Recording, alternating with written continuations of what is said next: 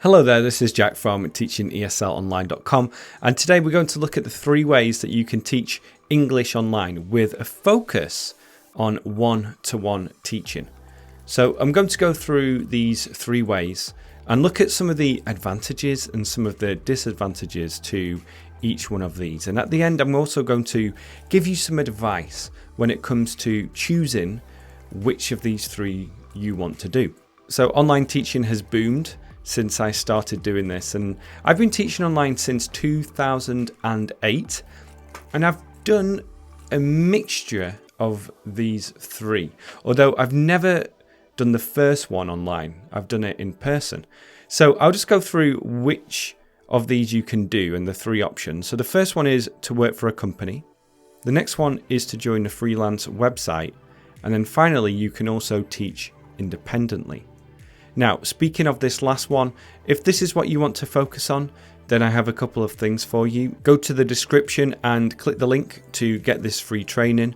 Or if you want to jump straight in, I'll also leave a link to my online course too. So let's go through the first one, the company. Now, to work for a company is much better these days than it used to be.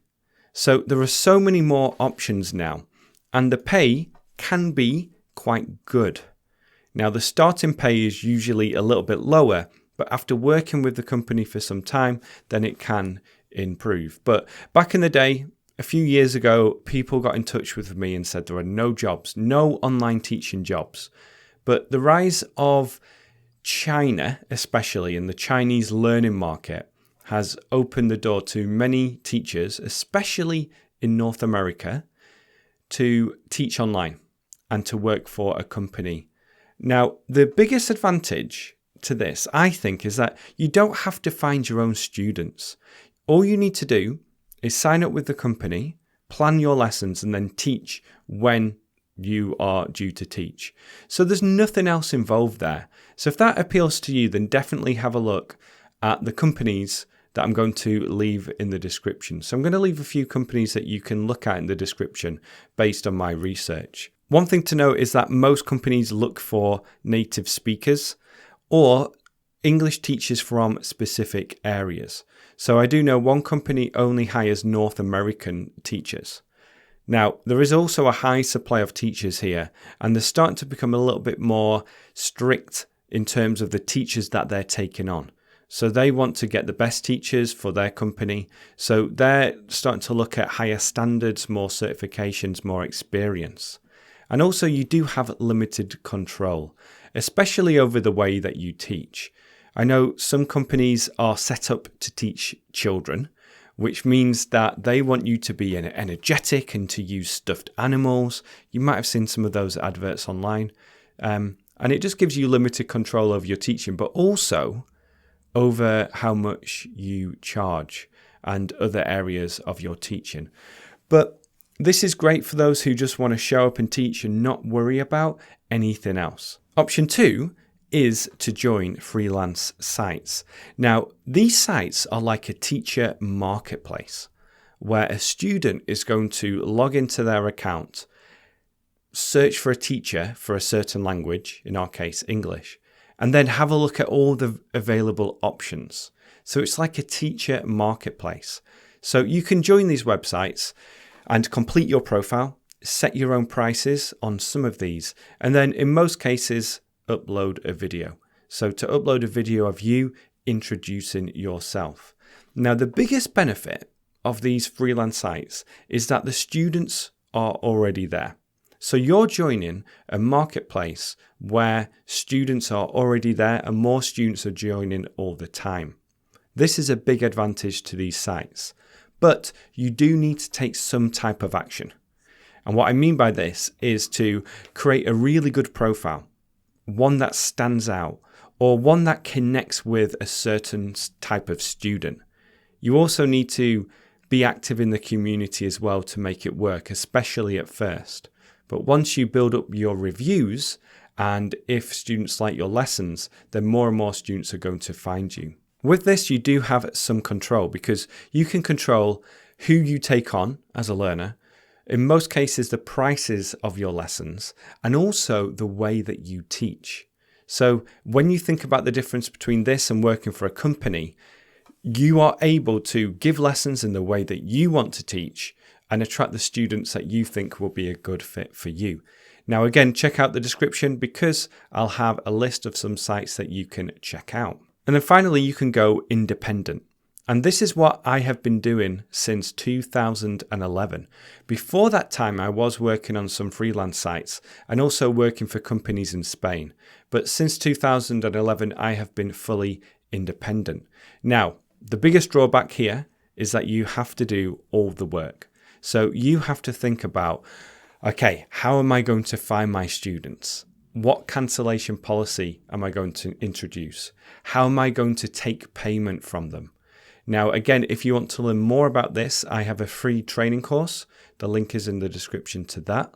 So you can check that out and just learn more about what it actually means to be an independent teacher. The biggest benefit is that you have full control over everything, about your prices, about the students you take on, when you teach, how you teach, and also your earning potential.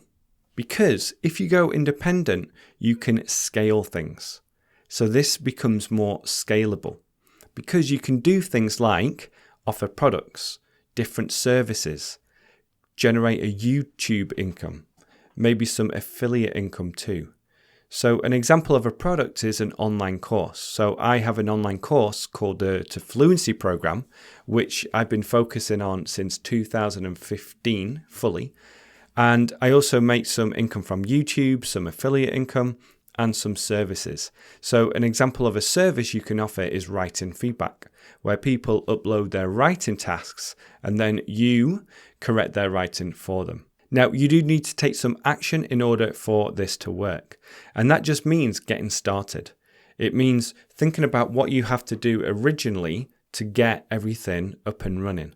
And depending on what your goals are, you might want to start small. You might want to do this in the background. You might want to just put up a Calendly website where people can book a trial lesson with you, or you might want to go all in. So just think about that a little bit, knowing that you'll have to take action here in order for this to work, and you're going to have to work at it if you want to be successful. Now, here are some thoughts on all of this, and I think this is going to help you when it comes to making the decision and thinking about how you want to teach English one-to-one if that is what you want to do.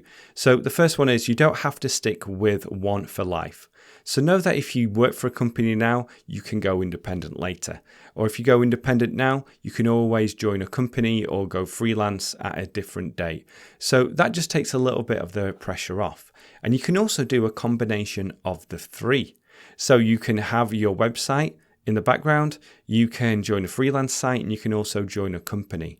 But be sure to check the contract of the company, because some of those companies say that you can't work for anyone else or for yourself if you're working for us. So have a look at the contract of the company before you sign it, because sometimes these are restricted to a year or two. And if you do want to go independent, you can build your own thing in the background.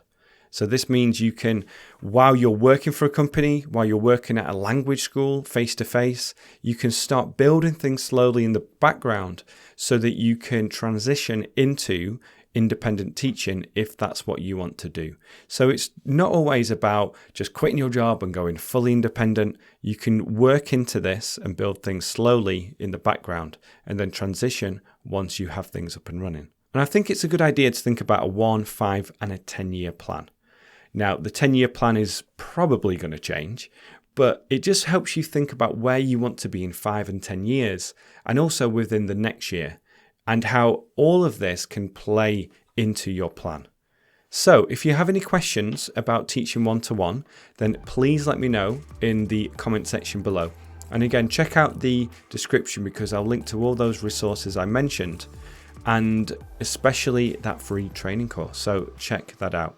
Okay, thank you so much for watching. If you found it useful, please like and share. Bye for now.